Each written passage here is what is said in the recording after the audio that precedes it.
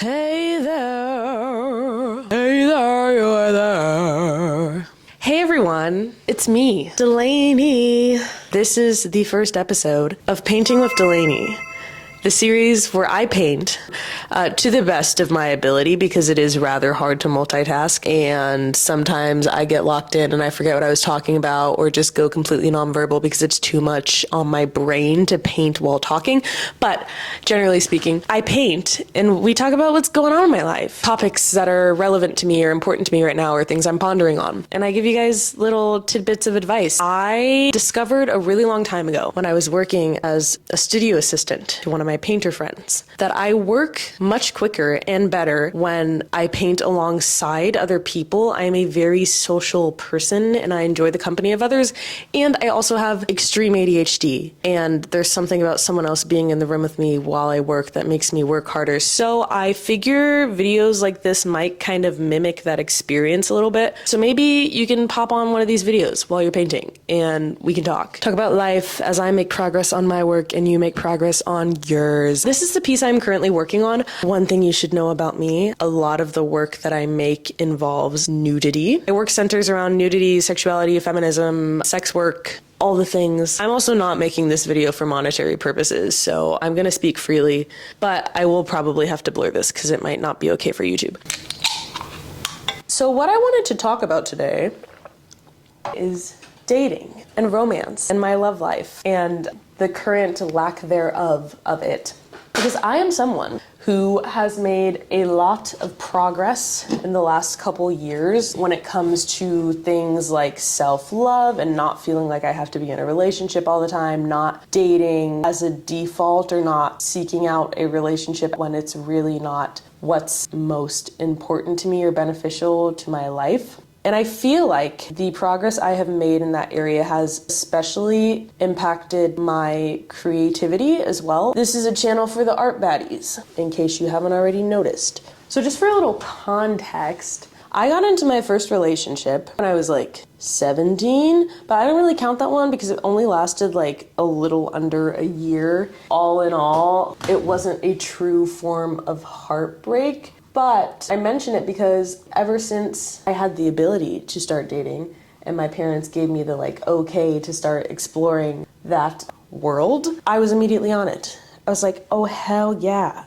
I'm gonna get a super cute boyfriend and we're gonna fall in love and it's gonna be great. I have always been someone who enjoys the company of others and enjoys having really, really, really close friendships or really, really, really close relationships. At this point in my life, I have honestly just 3 or 4 friends that are really, really close to me, but those relationships are so tight. I can't have casual friendships. I can't have casual relationships. I'm too intense. I'm an oversharer. You need to know every single detail of my life. I need to know every single detail of yours. That's just how I work. Where is my phone? I need to look at my reference image. So immediately after I was given permission to date, I was on it. I was in my first relationship at 17, like I said, and then that ended, and then I immediately developed a crush on another boy who I met in the theater program. And then we dated for almost 2 years, and then I broke up with him a little bit before I moved to LA because even though I was young, I was intelligent enough to know that long distance wasn't gonna work. And then immediately after I arrived in LA, I started dating again.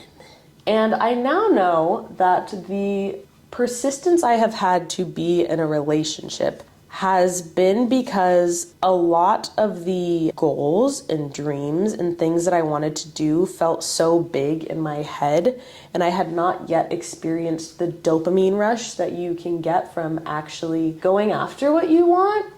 And I was instead opting for quick dopamine release through relationships and through the pursuit of love. I no longer have the problem of seeking out relationships strictly for dopamine purposes, which is really cool because that was a really big issue for me for a really long time. I've been single for I think 2 years now at this point, but I occasionally hop on the dating apps, and usually when I do that, it kind of spirals into this thing where I'm going on a lot of dates and I end up kind of getting to know people and then realizing that I have commitment issues, and also a relationship is not that important to me, and what's important to me is achieving my dreams, and then I end up accidentally hurting someone's feelings because I should have just led with that.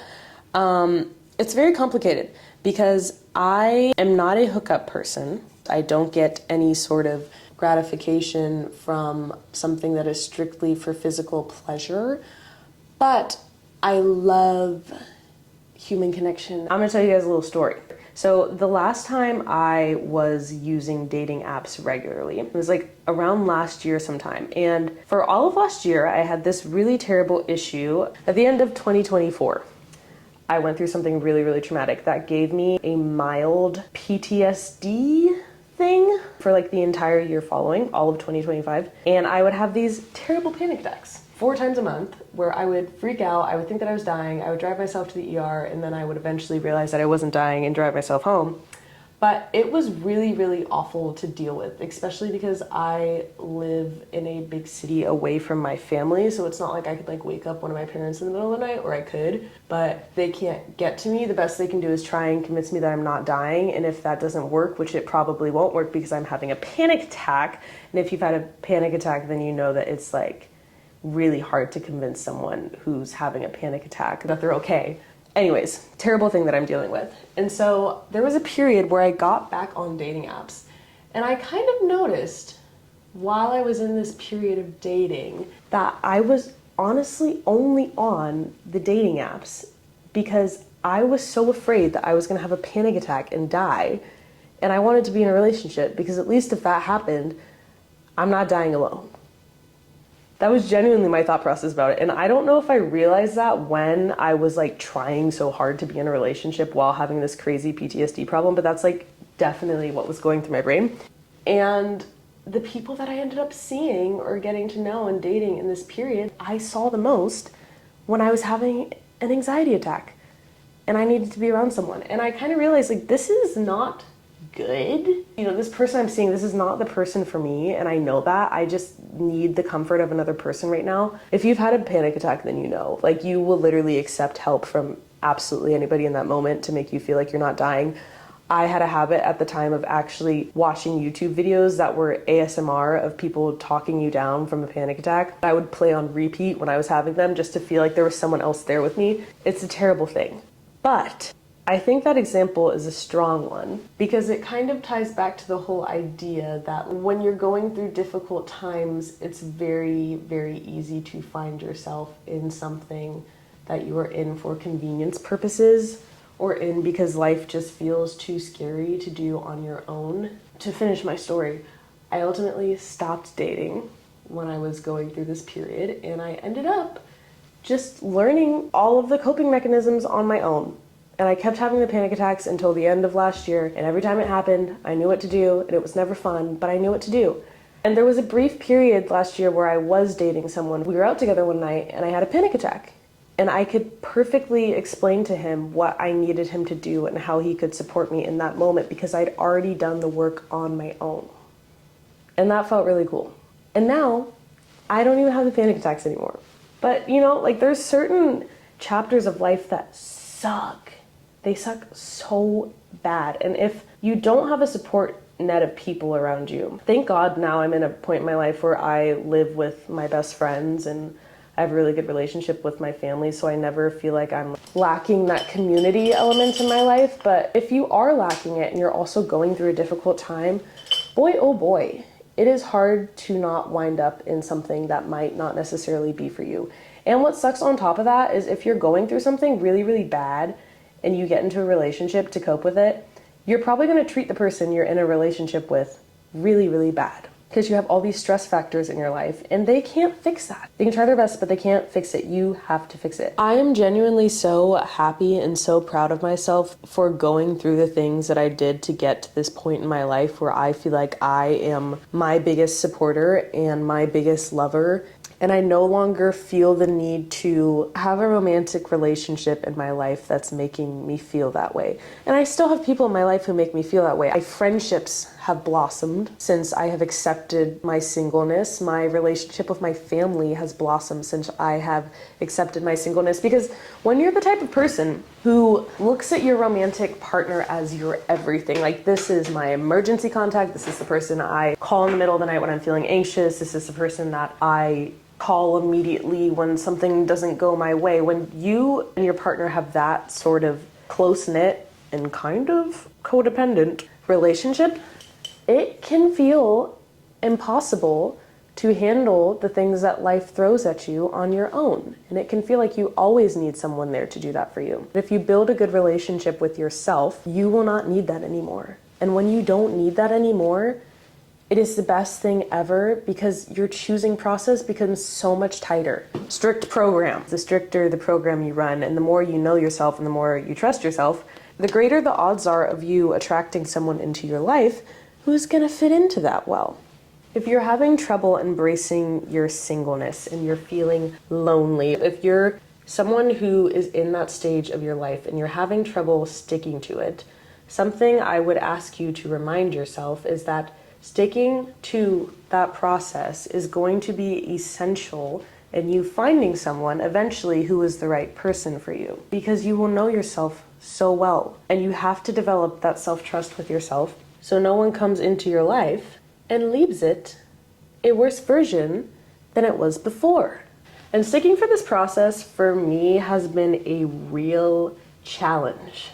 A real challenge. I'm telling you, if I can do it, then so can you. Because the things I have endured, I have seen some shit, guys. I moved to LA when I was 19 with like zero plan and kind of just like went nuts. I have worked really obscure jobs. I have worked in really taboo industries. I have fully seen the dark underbelly of life. For me, sticking to the plan of being like, okay, I need to enjoy and accept my singleness has been really hard, because when you're someone who's living a hard life, maybe you have a bunch of bills that you're worried about, maybe you work 24/7, maybe you're in a job that you hate, maybe you have a crazy family dynamic and you're dealing with that all the time. When you're someone who has some sort of really big life stress factor, it can start to feel like you just need someone to take that weight off of you sometimes, but half the time they don't even do that.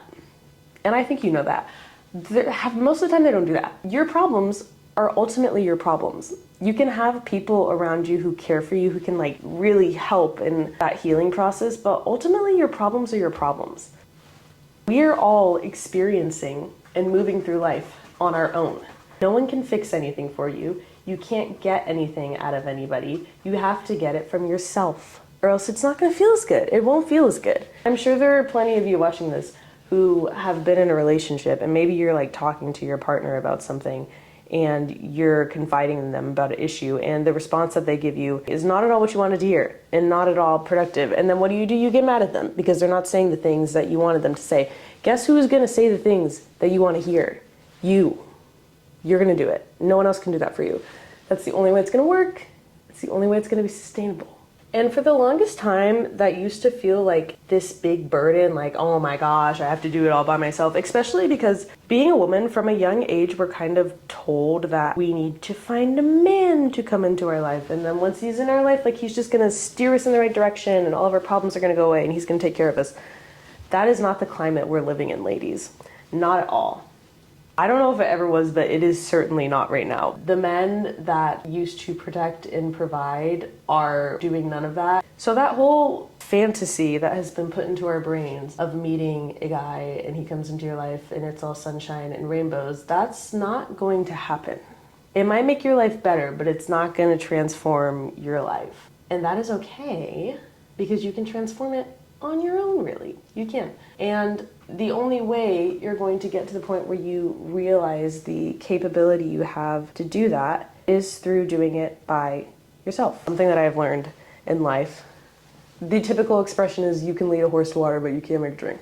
That's not what I meant. That's not the one I was looking for, actually.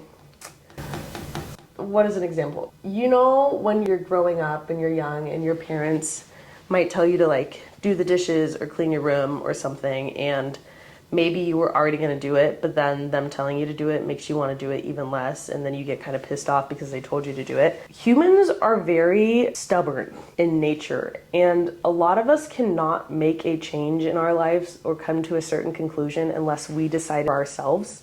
Okay, I realized I wasn't wearing gloves, and I put gloves on. If you're watching this and you're painting, put gloves on. I didn't know that I had to paint with gloves until around this time last year when I was working as a studio assistant, and the guy I was working under was always wearing gloves while painting. I was like, that's weird.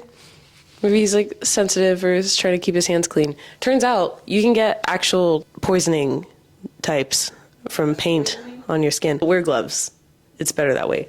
I probably should have always been doing that, and I'm kind of afraid that I'm gonna have some sort of disease later in life, but we'll worry about that when it comes. On the topic of enjoying your singleness and how doing that is essential in not feeling this looming sense of anxiety in your life while you're not in a relationship, this is a channel for artists. And I feel like since I have accepted my singleness and made peace with it, I have learned to put the intensity that I was looking for in my romantic relationships back into my art.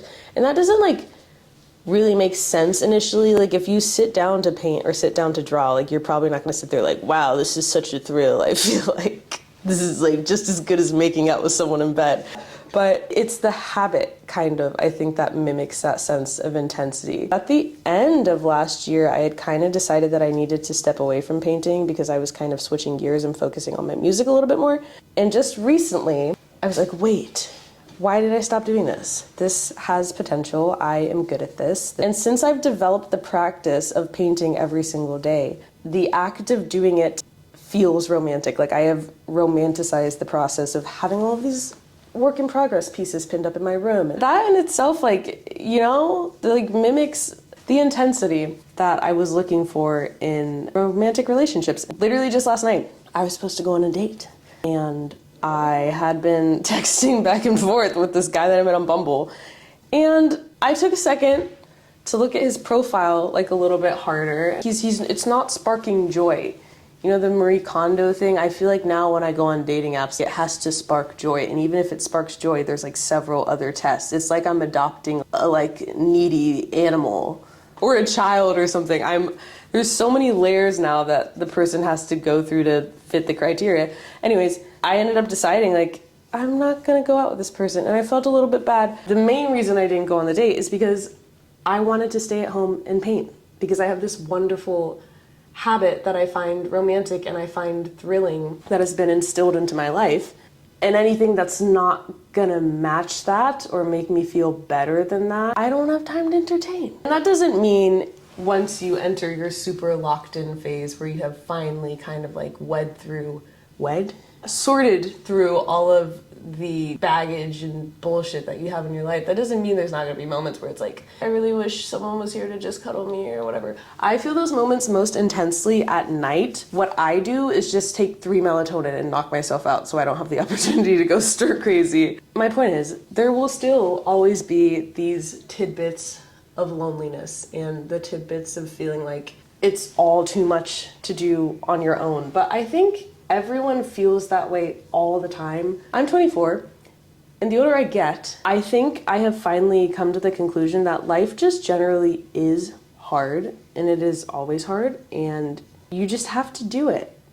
And there's not really anything that's gonna make it better, but a person coming into your life probably will not make it better if there's already all these other things that you have to deal with. Someone making it better should be something that happens when you already feel like your life is like at this peak stage of awesomeness. But if you don't feel that way about life, it can be really hard for someone to come into your life and make you feel that way, because they can't change how you feel about your own life. You know, that is what I was looking for in the past. It was always like, I'm unhappy with my life, but I don't know what to do about it. I have not developed the skill set to deal with all of this. Maybe someone else can make it better. They can't. You have to make it better. And that's okay, because once you do, I imagine it's smooth sailing from there. I think that's all I have to say today. Let me know what you guys want me to yap about next in the comments below. And give this a like if you enjoyed it. Also subscribe. I'm going to be more active on this channel. Okay. Goodbye.